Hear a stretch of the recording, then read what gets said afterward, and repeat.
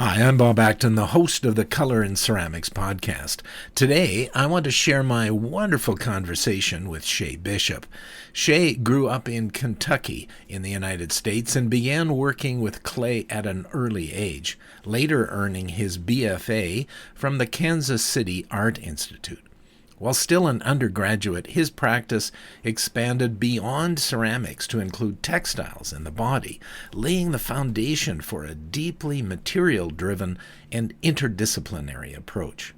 He has held residencies at Red Star Studios, the Kohler Arts Industry Program, and the Archie Bray Foundation, and has been part of craft communities ranging from the Blue Ridge Mountains of North Carolina to studios and research trips across Europe, Asia, and the Americas. In 2021, he co-founded Treat Studios, a multi-function art space in Spruce Pine, North Carolina. His work is also informed by a lifelong passion for herpetology, a fascination with reptiles and amphibians that subtly and sometimes directly enters his sculptural language. He currently lives in Richmond, Virginia, where he shares a home with his partner, two dogs, and a snake.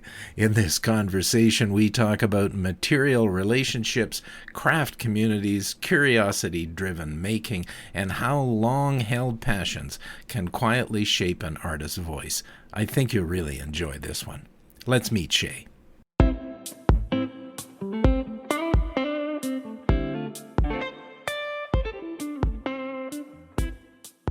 Shae, thanks so much for joining us on the Color and Ceramics podcast. We are really pumped about having you on board in this conversation. So, welcome. Thank you so much, Bob. I'm really excited to be here. It's going to Yeah, be fun talking with you. yeah, I think it'll be great. I followed your work for a number of years, and so it's very cool that you're able to come on the show. And I know you have a bit of a cowboy theme to some of your work, and so up here where we live in Calgary, Alberta, Canada, we've got a big cowboy culture here as well because we do a lot of ranching and that sort of a thing is takes place here. So it's going to be a nice connection, I think. Yeah, absolutely. Now, you were telling us just before we started that you're in Virginia, and you've been doing this work for a while. And so, this isn't something that just occurred to you overnight and all of a sudden you were doing this work. I wonder if you could describe your journey in clay a little bit for us, like where you started and what got you to where you're at today. Yeah, certainly. Well,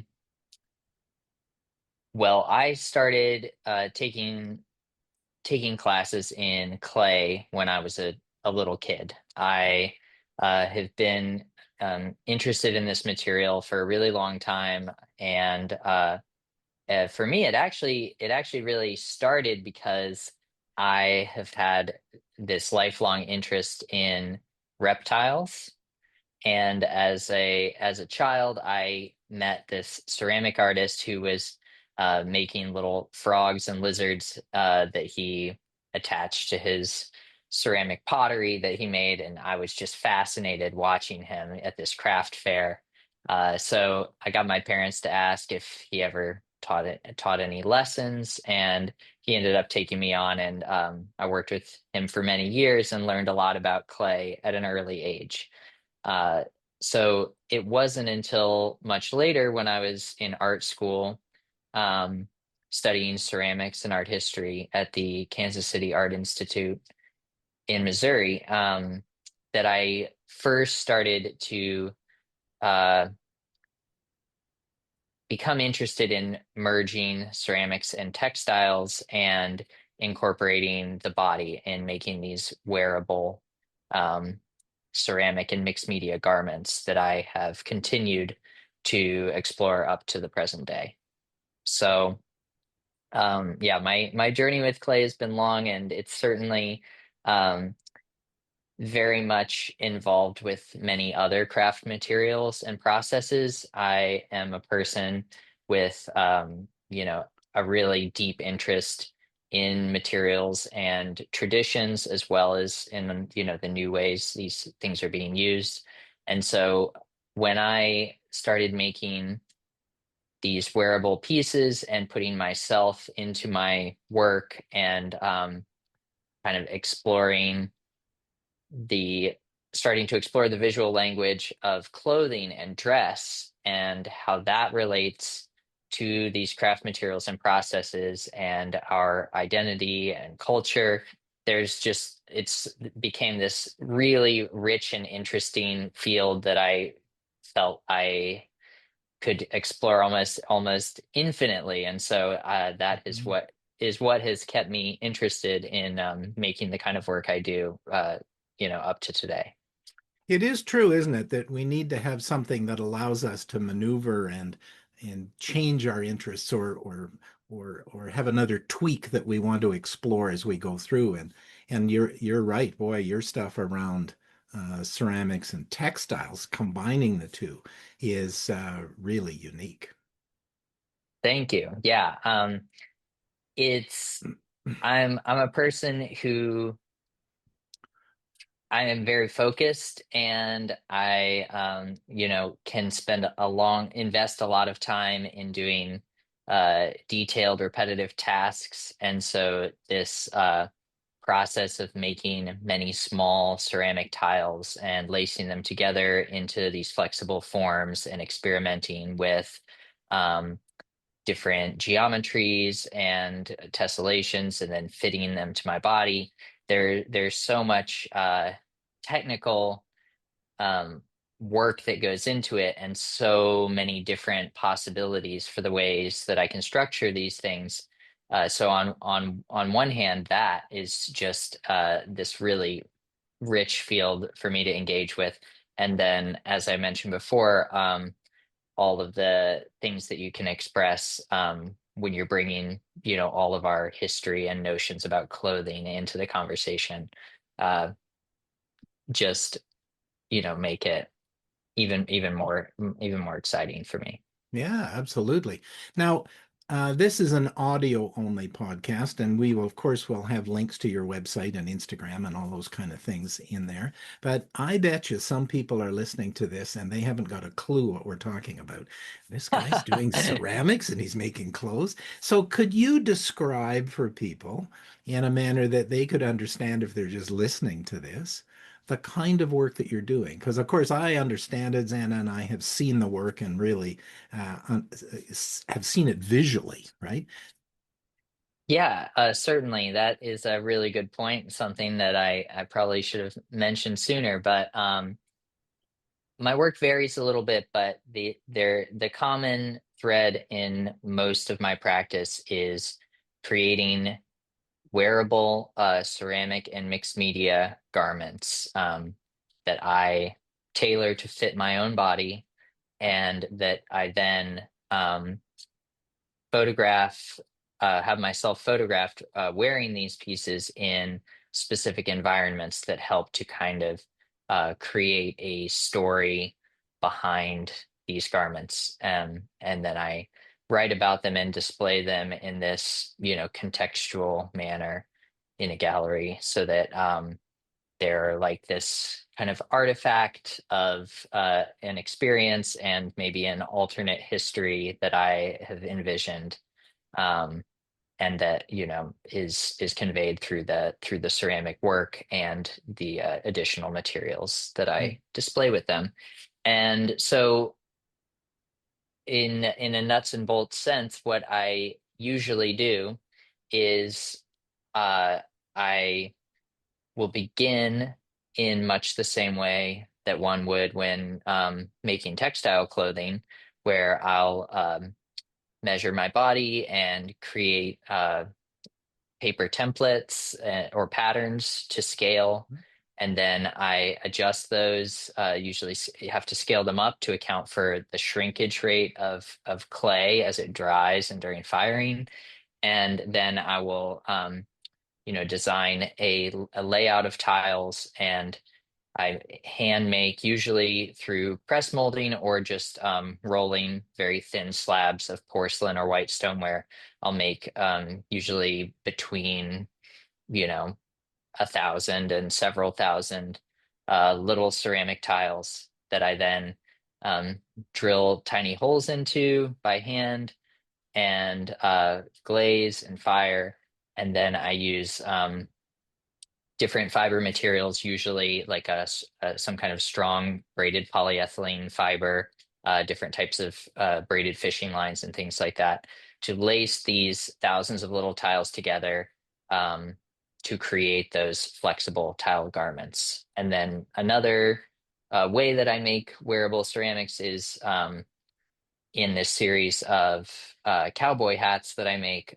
Those are created by a kind of hybrid slip casting and hand building technique where I'm making very thin, about 1.5 to 2 pound ceramic hats that I glaze with, decorative patterns and motifs that relate to these kind of ideas and conversations about American masculinity and the influence of the kind of cowboy mythos on culture in the past and present. So that's a little bit wordy, but it's kind of a description of the types of things that I make. Yeah, absolutely. I got a million questions, but one of the questions that I have has to do with your story, because I think that's really central to your work. I mean, we can talk about technique, and I'd love to talk with you about patience, because I think you must have a load of patience to be able to make thousands of little tiles. But tell us about your story, about like what is it that you're trying to get across with that kind of work? You just mentioned sort of the history of masculinity and all that. So tell us more. Sure, yeah. Well, I've been making these ceramic garments for about 14 years now, and so I've kind of explored a few different directions and like sub themes within my work. But when I guess to take it back to the beginning, when I was first starting my my very first ceramic garment, I was thinking of this kind of material metaphor where I was thinking about clay as representing history, ceramic as something that's heavy, uh, but also fragile, something long lasting but rigid. And I was thinking about textile as representing the personal, being flexible, something that can bend and move and be fitted to our own bodies. And so in kind of finding my own artistic voice at that time, I thought of merging the ceramic material and textile material as this metaphor for locating myself within history. And so that's something that, that was kind of a conceptual foundation for me and that I've talked about many times over the years. And then within that kind of broad field, there are a number of different things that I have been specifically interested in exploring. For one, I'm really passionate about history. I was an art history double major with ceramics and have always been fascinated by the, you know, all of the ways throughout the past that humans have used these natural materials in incredibly intricate, culturally specific ways, to create the artifacts that are part of what make us human, the way that we um, use the structure of weaving or basketry as a system of creating pattern and decoration, and the way that, we fashion architecture and clothing around ourselves, which both protects us from the elements and communicates something about our society, about our identity, about our status, things like that. Um, and I am also, as I mentioned before, deeply interested in animals and natural ecosystems and the history of how humans have interacted with the non-human world around us. Um, so those are some of the bigger themes that I've explored. But I guess to focus in on my work that involves Western wear and cowboy identity, because that's something that I've been dealing with a lot in the last 5 years. Um, that I think the first seeds of my interest in those themes, um, well, I guess to take it back a little further, I grew up in Kentucky primarily, and my family lived in the city of Louisville, and so I didn't grow up on a farm or anything out in the country. And my sister did horseback riding, but for me, I was more interested. When I went to the stable, I would want to run off into the woods and look for snakes. That was, more, Yeah. more where my passion was. So, I didn't have like a cowboy childhood by any means, but growing up in the American South, there was always, or really anywhere in America, when you look at it, there's so many subtle ways that are the like ideas and myths that we tell as a culture about these like frontier values of self-reliance and overcoming nature and manifest destiny and all these things that are really tied up with how Americans have like conceived of our national identity. Those things are really interesting, and there's a lot of kind of dark undercurrents there, as well as a lot of things that many people love and can relate to. And so I just have had been thinking for years that that was kind of a rich and interesting field of exploration for my ceramic work. And then it was really when I went out to Montana, when I got to be a summer resident at the Archie Bray Foundation in Helena. I did a 3,000-mile road trip through everything in the back of my pickup truck and drove in the sweltering summer heat with no air conditioning all the way out across the Great Plains, sleeping in my truck bed and taking breaks to hike around the Badlands and look for rattlesnakes and, stop at roadside country bars and things like that. And then spending a summer out, in big sky country and going to the rodeo and country dancing at night after the fair and spending a few months like really getting to see some of that true Western culture as an adult.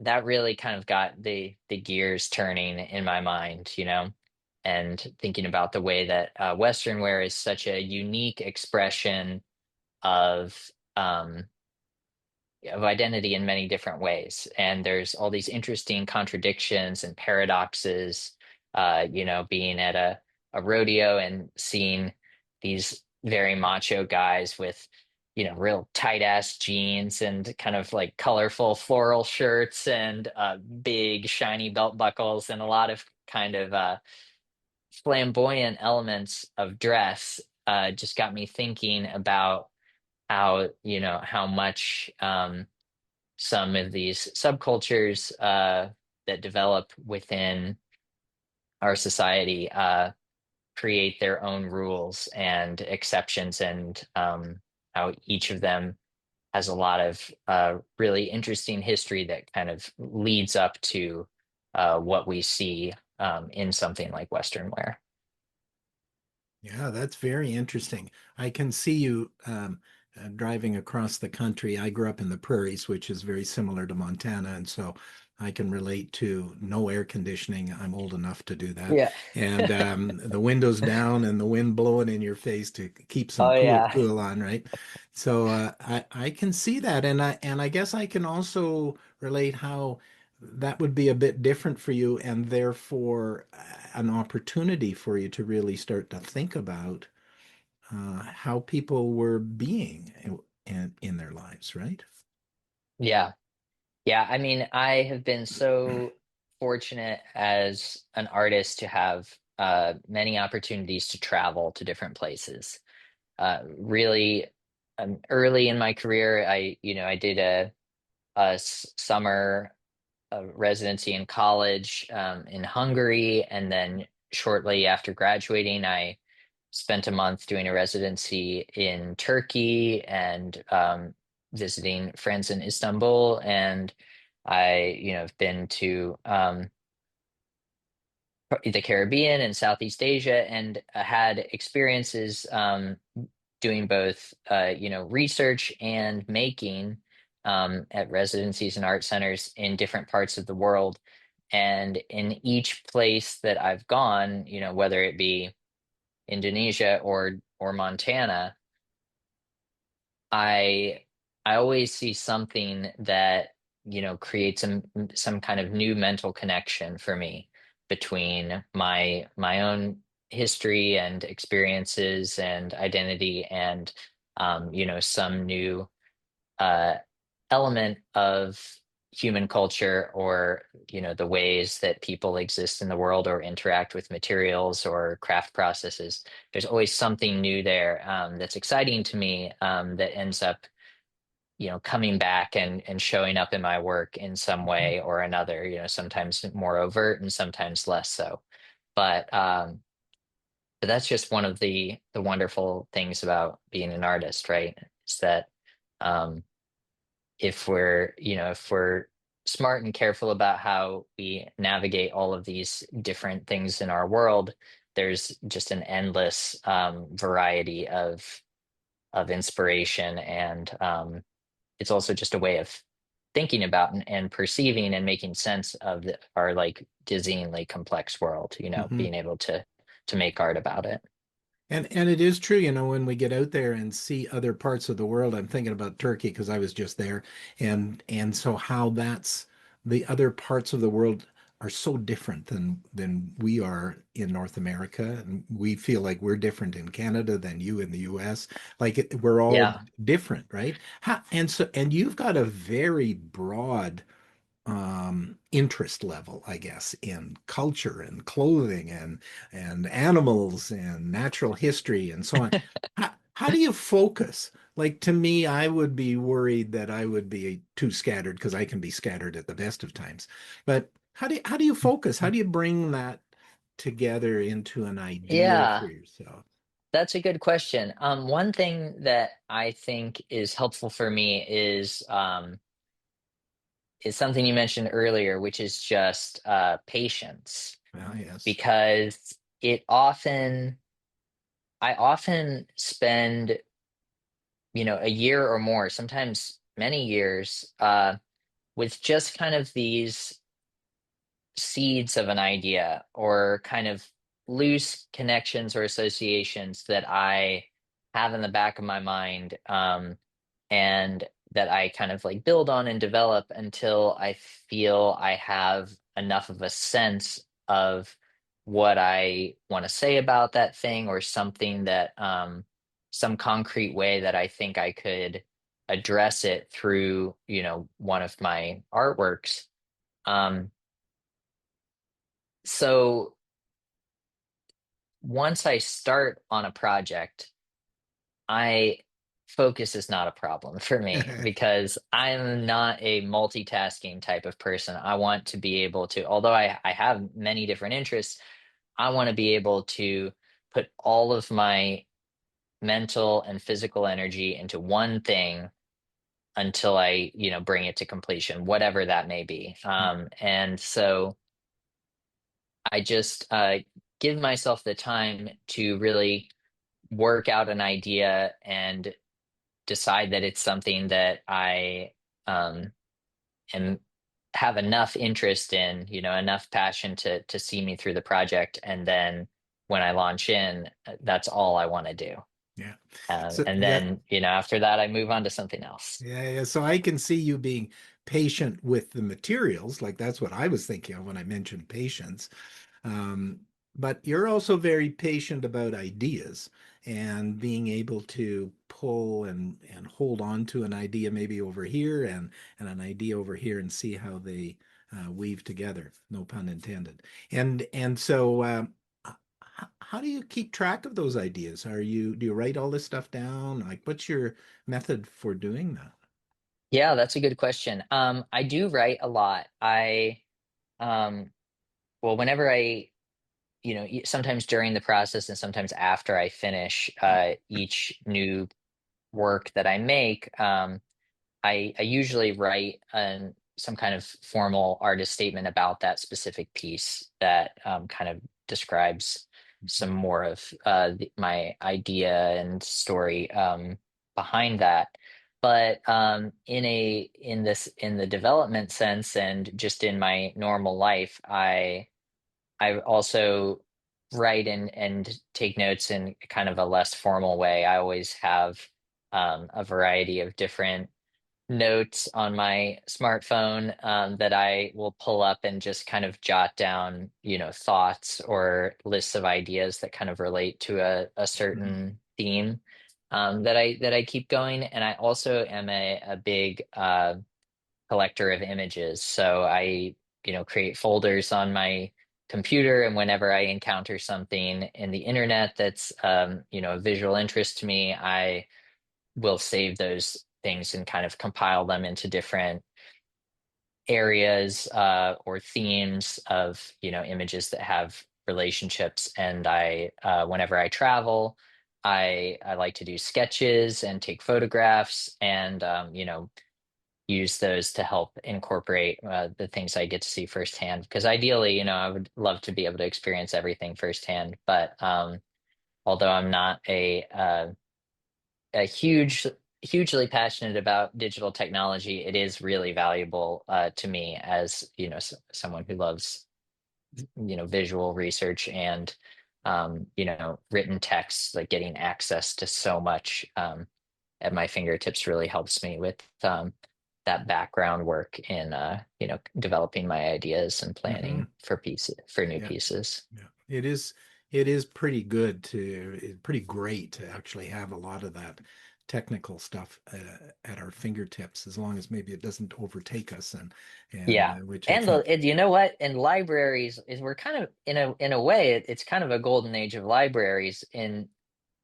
It's a little bit sad, but so few people are using physical libraries Mm, nowadays. Most of them they've like removed the limits on how many books you can check out, and there's no late fees anymore because they want to incentivize people taking them. And so absolutely. I also just love getting huge stacks of books and pouring through physical texts and beautiful print photographs and stuff, and that's wonderful. So more people need to get back out there and look at real books. It's a great thing too. Absolutely. Hey, I wonder if we could switch a little bit and talk a bit about technical stuff. Like you're have a very technical process. Oh yeah, Um, I'm a total technique nerd. Let's talk technical. That's okay. fun for me. Okay, well, fire away. Well, tell us a little bit about your work with tiny little pieces. Like how thin do you make your work? What kind of clay do you like to use? Yeah, yeah, How are you drilling individual four little holes in each tile? Um, yeah. tell us a little Sometimes bit. six, sometimes Sometimes, more. oh Yeah. yeah. S- so okay, yeah, a lot of good stuff there. To start off with, I guess clay. I Well, more so to start off with, I should say, sorry, my dog's barking in the background there. Um, but each piece that I make is an opportunity for me to try out new things. And I love experimenting with different clay bodies, different tile making techniques, different ways of glazing and doing surface treatments, different firing temperatures. So I've done a lot of different stuff, and so it's Mm, hard to generalize. I do everything this way, yeah. but it's most in the last, 5 or 6 years, the things that I have um, done the most, I can talk about that. Uh, I usually, in my studio, I only have an electric kiln. And so I usually am working with like a mid-range porcelain or white stoneware firing to cone 5 or 6. Uh, Usually using smooth clay rather than something groggy. And I I have done some work with different colored clay bodies in the piece that I made called A Swimsuit to Wear While Looking for Hellbenders. I started with a black stoneware clay, really rich in iron and manganese, and a super pure um, porcelain with a New Zealand kaolin base, super white on, and I actually blended those two clays together, just wedging incremental amounts of those two disparate clay bodies to create a color gradient between the Mhm. two. And so I have fun experimenting with clay bodies both for their tactile and technical qualities, and they're also the visual effects. For the tile making techniques that I enjoy the most and that I've done the most, I'd say more than anything else, I make tiles in kind of the most rudimentary way imaginable, which is just taking a small amount of clay and rolling out a really thin slab, and then letting it set up to about leather hard consistency, and then either using templates or just careful measurements and rulers, you know, drawing out the tiles on the surface and cutting them apart with an X-Acto knife. So the way that I use clay as compared to someone who's doing wheel thrown pottery, for example, it's much more. I don't have like a lot of wet clay flying around my studio, I'm working with small amounts of clay and doing most of the manipulation when it's at a fairly firm consistency. So, as I mentioned before, it's a lot of careful cutting with X-Acto knives and things like that, using it almost like you would cardboard or something, or leather. Um, and so when I'm rolling out tiles to use for one of my garment pieces, I will usually like stack two metal rulers on top of each other Yeah. and use those as like a thickness guide Yeah. for rolling my slabs. So I don't know exactly what that ends up being, but Very thin. less than an eighth of an inch Ah, is ideal when I'm making smaller tiles, because I want to keep my pieces as lightweight as possible to make them comfortable so that I can wear them, for an extended period of time, several hours, and potentially be doing things like hiking through the forest or wading in a river or riding on a horse. Because that end goal, that short, wonderful time when I get to actually experience wearing the finished garment, that is for me so much of the satisfaction and joy that I get from the whole process. Um, so another thing that I love to do is to make tiles with press molds.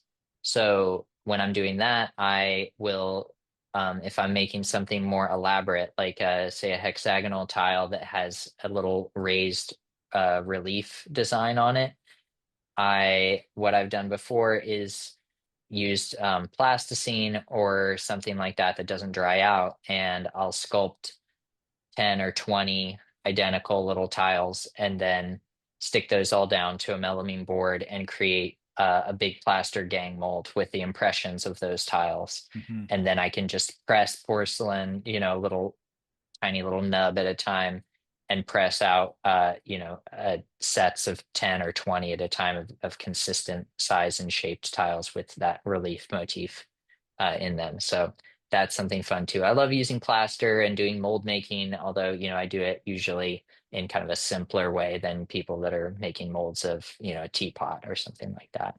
A lot of open face molds and things And you'd are probably have really to use, you'd al- effective. you'd probably also have to use small amounts of clay because I can imagine that at that thin, it's drying out very quickly. And so, Yes. yeah. Yeah, absolutely. So I'm never, if I need to make 1,000 tiles, I'm not cutting a big chunk off of a 25-pound block of clay or taking a Mhm. big wad out of a bucket that I've mixed. I'll usually um, just take about, a small handful of clay and make maybe if I'm rolling out tiles, I maybe roll out a about a 6 by 8 inch slab, or maybe at most a 12 by 12 inch slab, Mm. and then just cut up as many tiles as that makes. And then because there's a specific moment, I through years of experimentation, I now drill all the holes for my tiles by hand by just spinning a little drill bit through the clay while it's kind of at a stiff leather hard state. I've Spinning with your fingers?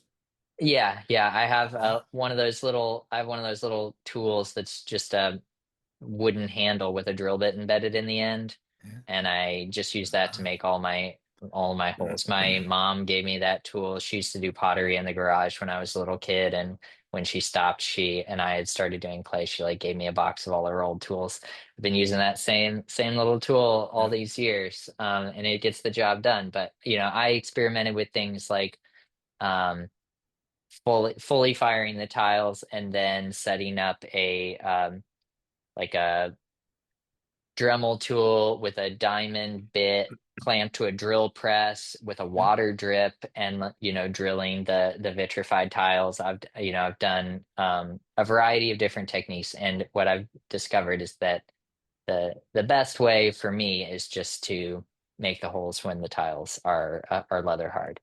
But like you said, Keep it they simple. dry out Yeah, fast. Yep, yeah, keep it simple. yeah. I love trying new things, but sometimes, or very often, in fact, I end up going back to kind of what are actually really simple processes. People sometimes look at my work and they're like, "Oh my God, how do you do that? It looks really complicated." I'm like, "Yeah, in aggregate, it's a complex piece, but each individual step really requires more patience and attention to detail than it does mastery of complex techniques." Hmm. As we've been talking, I have this image of my mother making clothes. And of course, my mother and my mother-in-law and women of many women of that era made their own clothes. And have you connected with people who are making clothes with fabric and aligning what you're doing with what they're doing? Yeah, a little bit. More and more over the years, I have developed my skill and experience with textiles, because Mm. my formal training was primarily in ceramics, and in college I was always trying to take electives in the textiles department and not getting into them. So I've spent some time in my adult life kind of learning more about textiles and pattern drafting and clothing construction, which has really reinforced my ceramic practice and my understanding Mm. and interest in clothing. So I also now have made a lot of the clothes that I wear in normal life, and I also incorporate fiber and textile materials into some of my garments quite a lot nowadays. When I first started out with this body of work, it was really important to me to try to use only ceramic tile and string for lacing it, so that I could create these pieces that were as much ceramic as possible. But after doing a number of pieces that way, and enjoying that, and kind of like proving to myself that I could work in that way, I also just love textiles, and I love different fiber materials, and the feeling of working with worsted wool and things like that. And so in some of my recent outfits, like the rhinestone rattlesnake boy suit, or in my a waistcoat of Earthly Delights is one that I made that has kind of a wool structure under the tiles. Um, I incorporate that more, and so I've never collaborated with textile artists or tailors or people that work in traditional clothing, but I know a lot of people that sew clothes and design clothes, and I'm very very interested in that world. Yeah, I can imagine you going into a tailor and wanting to collaborate with a tailor, and you're bringing in clay, and how that might just blow their mind. So, yeah, that would be fun, wouldn't it? Yeah, collaborating is sometimes hard for me. I'm very fortunate. My partner Annie is an amazing artist. She's a furniture maker and has a lot of shared interests in like using hard and soft materials together and things like that. So I have collaborated with her a few times, but not with many other people. I'm yeah, very controlling in my studio practice, possibly to my own detriment at times. But it is always great to try to get outside of your comfort zone and navigate working with another person. So Yeah, yeah. something I plan to try to do more of. I get both of it. Like I understand the desire to collaborate because I think that can really open up our creativity in lots of ways. And yet at the same time, I understand your notion of, you called it controlling, but being able to manage the workspace and do it in the way that you want to do it. So, that I get that completely. Hey, I wondered if you could describe for us a challenge that you've had in your work and how you overcame that challenge. What pops into mind when I ask that question? Sure, yeah. Actually, the first thing that comes to mind when you ask that is early in my career, I felt that I had a challenge with presenting my ceramic garments in a way that gave viewers the kind of experience of them that I wanted them to have. So I'll elaborate on that a little bit.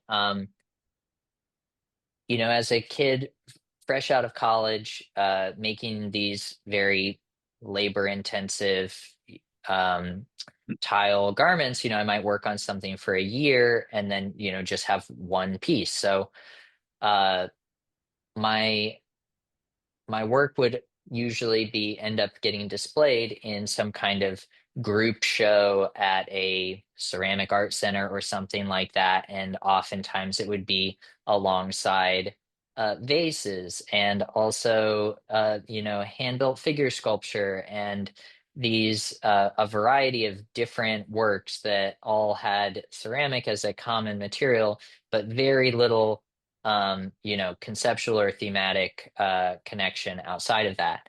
And so I definitely got the sense that people would walk past my pieces and say, like, oh, a shirt made out of clay, that's weird and wacky, and then just move right on, Yeah, yeah, yeah. kind of a bizarre one-liner. And that was so different from the way that I was conceiving of my work and, my experience of researching and planning and making it. And so it took time, but over the years, I started doing a few things that helped me, um, take a little bit more control of the viewer's experience and also just provide some more of that kind of background of research and content and my, various esoteric interests that I kind of like personally trying to imbue my work with. So starting to do these more specific and elaborate photo shoots with me wearing the pieces in different environments that kind of reinforce a narrative. That has been a big thing for me that's helped me overcome that. And then also, I've always written about my work, but kind of bringing that to the forefront um, and displaying my pieces in the gallery with written statements and also publishing written statements along with my pieces on my website or social media. Hmm. Uh, that writing practice and incorporating it more visibly with the work has also been helpful, I think. Yeah. I know with art, art doesn't, the art piece itself and the experience that people have doesn't end when we pull it out of the kiln or when we put it on the plinth or when you wear it, right? Yeah. Do you have a method to help the reader, the observer, the person who's experiencing your piece, connect with the story that you're interested in having them connect with? Well, I don't know exactly. I maybe have gotten better at it over the years, but it's still something that, probably all artists are Hmm. constantly working to get better at. Um, but I hope that viewers who are not, you know, artists themselves are able to connect with my work on a few different levels. One, because I, have uh, roots and allegiance to, the history and theory of craft and craft materials. Um, One, great strength of working with those materials and processes that things like ceramic and textile are things that we touch in our daily lives, often more than any other materials. Like you can just reach down right now and feel the fabric of your shirt, and you can imagine you're, touching a tile countertop or bathroom floor or your favorite coffee mug.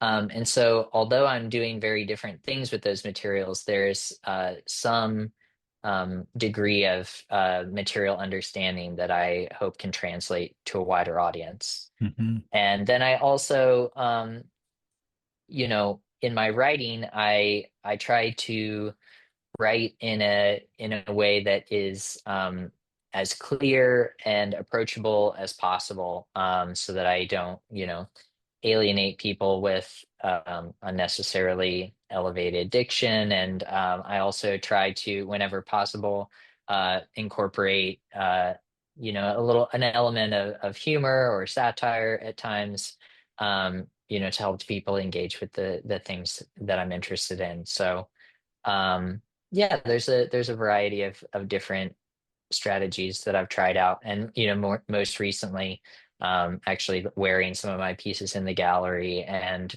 talking to people, and kind of taking them off guard and letting them touch my outfit and feel the actual things that I've made, and engage with them on a tactile level, and that has been a really great thing as well.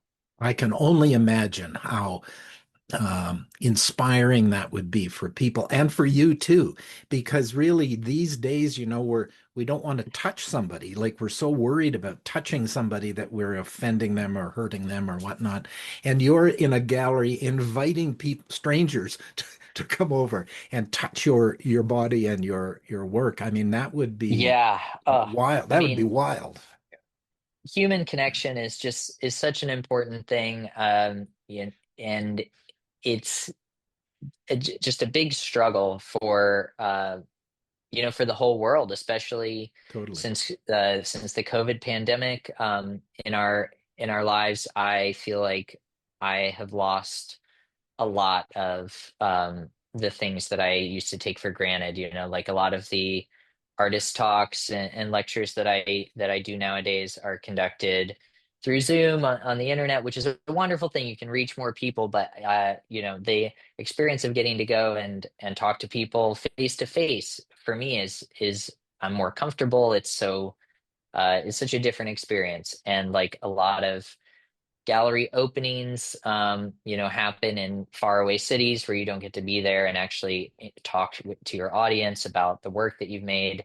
Anyway, any chance that I get to um, interact with viewers and the people that are, interested in my artwork or encountering it for the first time, uh, I'll always jump on that opportunity because I put myself into my work, to a great degree, as all artists do, to some extent.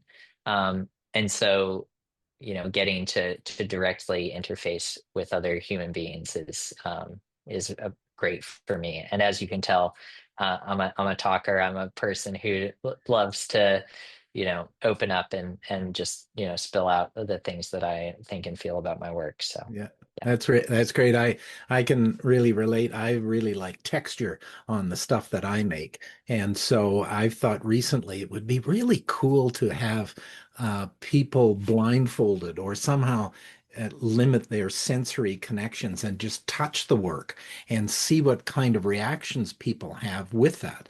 And so Yeah. I might play around with that, but it's in the same vein as we're talking Yeah, about. yeah, no, that's a great idea. I actually what last year I was showing some work at the Kohler Art Center in Wisconsin, and the curators of that show did a great thing where they had a little area in the center of the gallery space. There were four artists exhibiting in four corners of this, enormous exhibition space.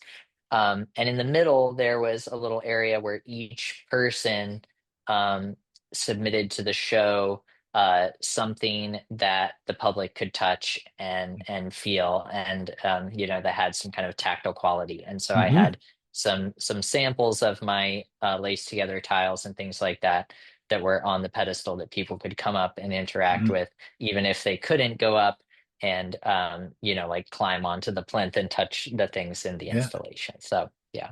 it's very cool. Hey Shay, thanks so much for being with us today. This has been fascinating, and you're right. The Zoom kind of experience like we're having right now is limiting because there's only so much we can talk about, and I have a million questions. So it would be great to have dinner with you or chat with you more about lots of your ideas. So I really appreciate you being here to be able to share your story with our listeners and audience. Thank you so much, Bob. If I'm up in Canada, I'll definitely hunt you down, although I hear it's a big place. Yes, it is a big place, but I would love to be hunted down and connect. That would be a lot of fun. Likewise, if you're ever in the American South, I can always drive and meet up with you somewhere. Sounds great. Hey, thanks so much, and we look forward to seeing more of your great work. Thank you very much too, Bob. Thanks for giving me this chance to talk about what I do. You bet.